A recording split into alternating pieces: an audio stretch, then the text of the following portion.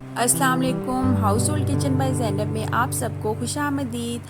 आज मैं बकरा ईद स्पेशल क्लीनिंग टिप्स लेकर आई हूँ, क्योंकि बकरा ईद आ रही है तो उसके लिए ज़रूरी था कि ये टिप्स आपको बताई जाएं।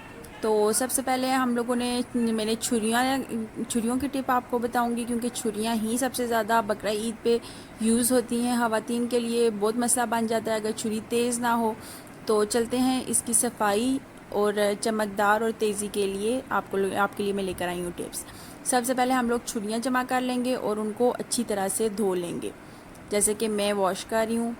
आप लोगों ने भी इसी तरह रगड़ के इनको अच्छी तरह से धोना है, और एहतियात करनी है कि अपने हाथ को ही नहीं काट लेना, सिर्फ छुरियों को अच्छी तरह से साफ़ करना है। एक एक करके देखें, मैं तमाम छुरियों को इसी तरह से रगड़ के साफ़ कर रही हूँ, और देखें कैसी चमक जो है ना सामने आ रही है। ये देखें, अब मैं इसको साफ़ करूँगी और साथ ही आप देखेंगे कि कैसे चमक सामने आ रही है। आपने भी इसी तरह अपने घर में जितनी छुरी हैं उनको एक साइड पे रख लेना है, और उसके बाद एक एक करके उसको अच्छी तरह से साफ़ कर लेना है। और फिर नेक्स्ट स्टेप आएगा छुरियों को तेज़ कैसे करना है। अब तमाम छुरियों को वॉश करने के बाद 5 मिनट तक साइड पे रख देना है। और साथ में आपको अब मैं फ़र्स्ट टिप बताऊंगी। हमारा चॉपर अक्सर थोड़ा सा ख़राब हो जाता है, तो उसके लिए मैंने जो टिप यूज़ की है, आप लोग भी वही यूज़ करें। इससे हमारा जो चॉपर है वो तेज़ भी हो जाएगा और चमकदार भी हो जाएगा। तो सबसे पहले हम लोगों ने इसमें केचप डाली है, और केचप के बाद इसको अच्छे से हम लोगों ने साफ़ किया है। और ये देखें रिज़ल्ट, देखें बिल्कुल साफ़ हो गया है और चमकदार हो गया।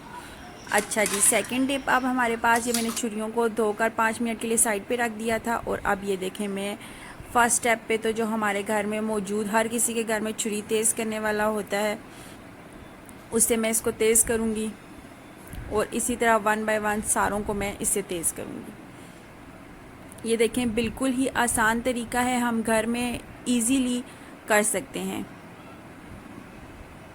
इसके बाद मैं आपको सेकंड स्टेप भी बताऊंगी। ये हमारा थर्ड स्टेप है।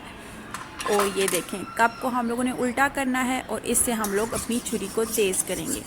और इस तरीके, मुझे तीनों ही तरीके पसंद आए हैं, लेकिन जो थर्ड वाला तरीका था ना, इससे तो ज़बरदस्त किस्म की छुरी तेज़ हुई है।